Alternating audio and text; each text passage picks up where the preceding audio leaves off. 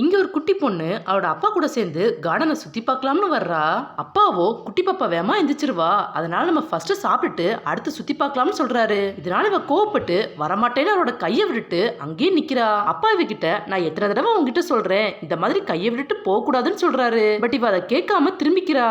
அப்பா அவரு அங்க ஒட்டிருந்த ஒரு நோட்டீஸ் எடுத்து அதை இவகிட்ட கட்டுறாரு. இந்த பையனும் உன்ன மாதிரி ரொம்ப செட்டப் பண்ணி இப்ப காணாம போயிட்டான், அதனாலதான் நான் உன்னை எப்பவுமே கையை பிடிச்சிட்டே நடந்து வர சொல்றேன்னு சொல்றாரு. இவளும் அப்பா கிட்ட சரின்னு சொல்றா. அப்பாவோட தங்கச்சி எழுந்து அழ ஆரம்பிச்சிடுறா. இவர் அவளை கூட்டிட்டு ரெஸ்டாரண்ட்டுக்கு போறாரு. அங்க அந்த குட்டி பாப்பாக்கு சாப்பாடு ஊட்டிட்டு இருக்காரு.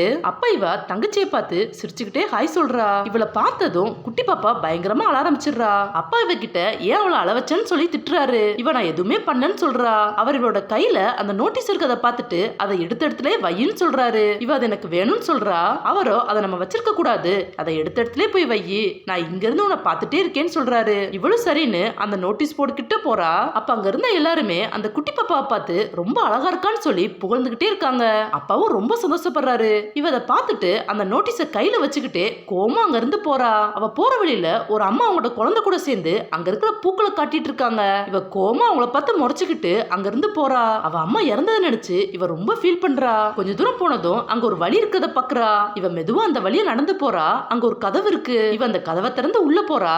அங்க ஃபுல்லாவே அழகா பூக்களா இருக்குது. இவ அதெல்லாம் ரசிச்சுக்கிட்டே நடந்து வர்றா. அப்போ ஒரு முயல் இவ முன்னாடி வந்து நின்னு நீ தொலைஞ்சிட்டியான்னு கேக்குது. இவளோ நான் தொலையெல்லாம் இல்ல, நான் தான் அவளை விட்டுட்டு வந்துட்டேன்னு சொல்றா.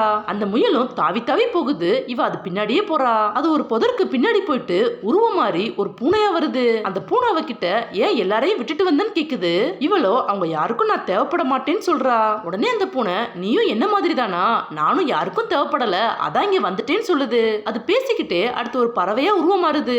அப்புறம் அது நான் இந்த இடத்துக்கு வந்ததுக்கு அப்புறம் தான் ரொம்ப சந்தோஷமா இருக்கிறேன், உன்ன மாதிரி இருக்கவங்களுக்கு ஏத்தட இதுதான், நீ இங்க இருக்கணும்னு முடிவு பண்ணிட்டீன்னா நம்ம எல்லாரும் எப்பவுமே ஒன்னா இருக்கலாம், எங்க கூட இருப்பியான்னு கேக்குது. இவ அந்த இடம் ஃபுல்லாவே சுத்தி பாக்குறா. அப்பா அவளுக்கு அவளோட அப்பா கூப்பிடுற சத்தம் கேக்குது. உடனே அவ இல்ல நான் உன் கூட இருக்க மாட்டேன், என்னோட அப்பா என்ன கூப்பிடுறாங்க, நான் போன்னு சொல்றா. அதுவோ யாரும் உன்னை கூப்பிடல, உன்னை யாரும் தேடவும் இல்ல, எங்க கூடவே இருன்னு அதோட உருவத்தை மாத்திக்கிட்டே இவளை மிரட்டுது. அது ஒரு புலியா மாதிரி இவளை பயமுறுத்திக்கிட்டே கிட்ட வருது. இவ தப்பிச்சு வெளியில போகலாம்னு பாக்குறா. அது உடனே ஒரு பறவையா மாதிரி இவளை அடிச்சுக்கிட்டு அவங்கள மறந்துரு, நீ இங்கதான் இருக்கணும்னு சொல்லுது. இவ அந்த பறவையை பிடிச்சு அங்க இருக்கிற தண்ணிக்குள்ள போட்டுறா. அந்த பறவை அந்த தண்ணிக்குள்ள போனதும் எந்த சத்தமுமே கேட்காததால இவ மெதுவா அந்த தண்ணி தொட்டியை எட்டி பாக்குறா. அந்த தண்ணில இவளோட முகத்துல அந்த உருவம் மாதிரியே கண்ணு தெரியுது. அப்ப அந்த உருவம் இவ்வளவு மாதிரியே மாறி இவளை தண்ணிக்குள்ள இழுக்குது. அது அவ கிட்ட நான் அவங்க எல்லாரையுமே மறக்க வைக்க உனக்கு ஹெல்ப் பண்றேன்னு சொல்லுது. அது அப்படியே இவளை தண்ணிக்குள்ள இழுத்துக்கிட்டே போகுது. இவ கொஞ்சம் கொஞ்சமா அந்த உருவம் மாதிரியே மாற ஆரம்பிக்கிறா. அப்ப அவளுக்கு அவளோட அப்பா கூப்பிடுற சத்தம் கேக்குது. அதனால இவ பழைய மாதிரி மாறிட்டு அந்த உருவத்தை எத்தி தள்ளுறா. அந்த உருவம் கோமா இவ கிட்ட வருது. உடனே அவ கிட்ட இருந்த அந்த நோட்டீஸ் எடுத்து அந்த உருவத்துக்கிட்ட காட்டுறா. அந்த உருவம் அந்த போட்டோவை பார்த்ததும் அப்படியே நிக்குது. இவ அதை கையை பிடிச்சு அதை மேல கூட்டிட்டு வர்றா. இவங்க தண்ணில இருந்து வெளியில வந்ததும் இவ அது கிட்ட உன்னை யாரும் மறக்கவே இல்ல, எல்லாருக்கும் நீ தேவைப்படுறன்னு சொல்றா. பார்த்தா அந்த போட்டோல இருக்கிற அந்த பையன் மாதிரி தான் இப்ப அந்த உருவம் இருக்குது. அந்த உருவம் அந்த பையனையும் ஏமாத்தி எல்லாரையுமே மறக்க வச்சு அதை போலவே இவனை மாத்திருக்கு. அந்த பையன் அந்த போட்டோவை பார்த்துட்டு கண்ணீர் விட்டு அழுகுறான். இப்போ அவனோட கண்ணு நார்மல் ஆயிருது. அந்த உருவம் அவனை விட்டு போயிருச்சு.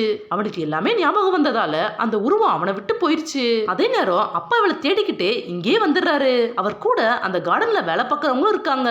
அவங்க அந்த பையனை பார்த்ததும் தொலைஞ்சு போன பையன் கிடைச்சிட்டான்னு சொல்றாங்க.